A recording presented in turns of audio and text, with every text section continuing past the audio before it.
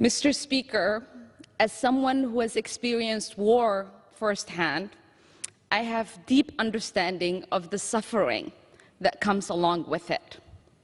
As a child, I lived through a violent civil war that destroyed my home, ripped my family apart from each other, and killed many of my family and friends. I can still remember being just 8 years old, hiding under the bed, hearing bombs go off outside my window, and wondering if we were going to be hit next.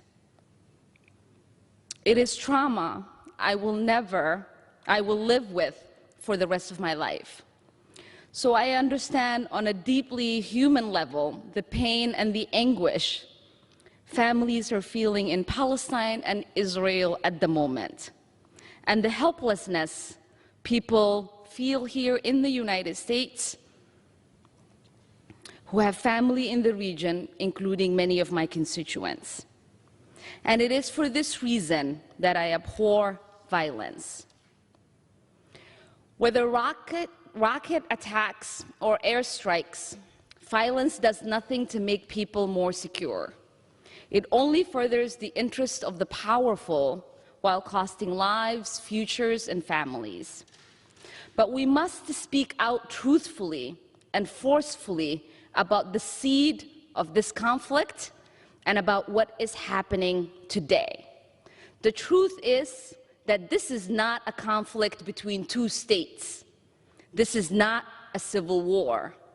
It is a conflict where one country, funded and supported by the United States government, continues an illegal military occupation over another group of people. This is not my description of it. This is the description of conservative Israeli leader Ariel Sharon, who in 2003 said, and I quote, "To hold 3.5 million Palestinians under occupation, in my opinion, is a very bad thing for us and for them. It is an occupation," he said. "You might not like this word, but it is really an occupation."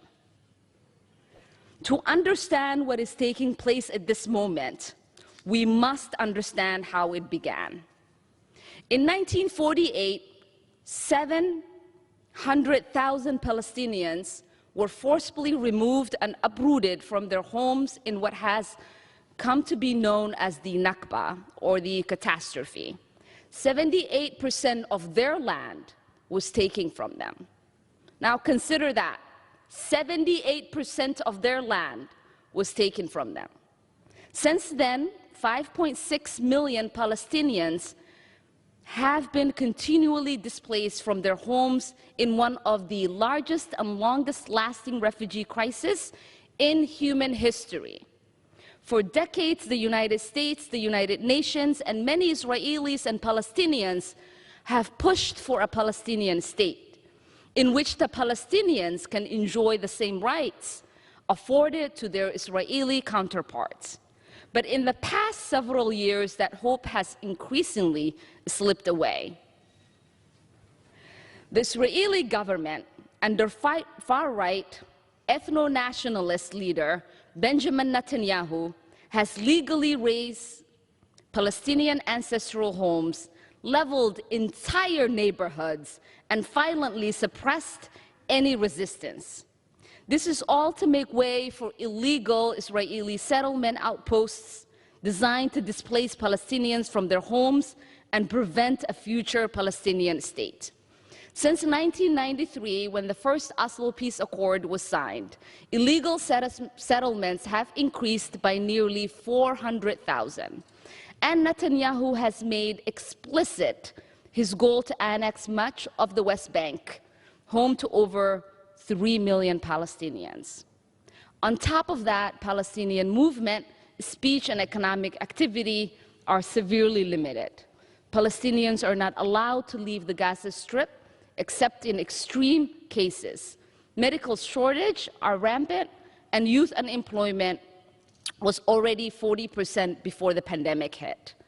People who protest, including young children, are routinely shot, by the IDF soldiers, often killed with no consequence in Israeli courts. As a recent report by Human Rights Watch detailed, this can only be described as an apartheid, all of which brings us to the current crisis. This week, Israeli authorities were planning more forced displacement in Sheikh Jarrah, a Palestinian neighborhood in East Jerusalem, home to Palestinian refugees who had already been displaced.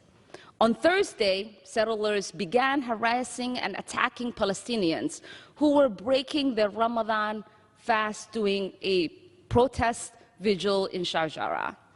The deputy mayor of Jerusalem joined to mock Palestinians, saying to one protester, and I quote, "Did they take the bullet out of your ass? It is a pity it didn't go here," pointing to his head. Then, on the last Friday of the holy month of Ramadan, Israeli military forces stormed Al-Aqsa Mosque, one of the holiest sites in Islam, firing stun grenades, tear gas, and rubber bullets. Over 300 people were injured, 200 of them were hospitalized. What happened next is well known. Hamas fired rockets into Israel, which has taken the lives of 6 Israelis. And the Israeli military launched airstrikes into Gaza, targeting civilian buildings, which have already killed 69 people, including 16 children. Let me be clear. Every single death in this conflict is a tragedy. Every rocket and bomb that targets civilians is a war crime. I feel the pain of every child who's forced to hide under their beds because they fear for their life, and every parent who deals with that anguish. And I wish we as a nation treated that pain equally. But right now we are not.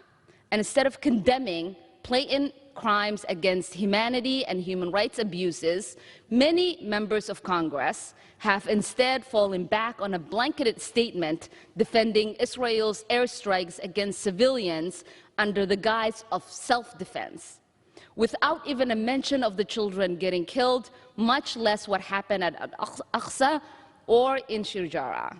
When the 15-member United Nations Security Council proposed a resolution this week calling on the Israeli government to cease settlement activities, demolition and eviction, and urging general restraint, the United States reportedly blocked it from happening.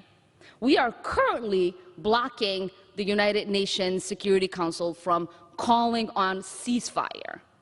And to this day, we as members of Congress have not had yet a hearing or a briefing on this conflict, or gotten answers on whether our weaponry or money is being used to commit human rights abuses.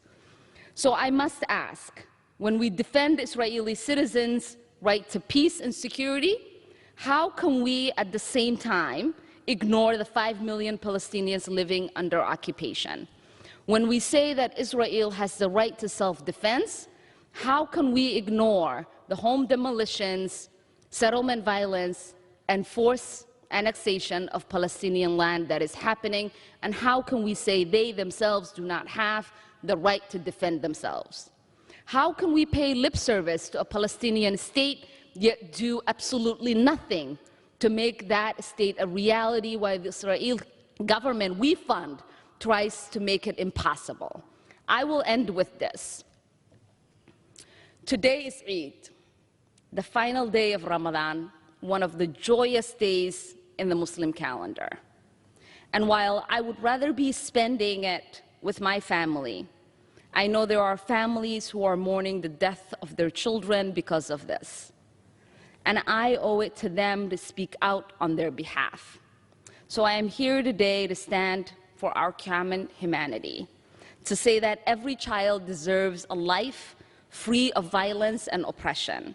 Every child deserves advocates for their humanity, for their safety, and for their security.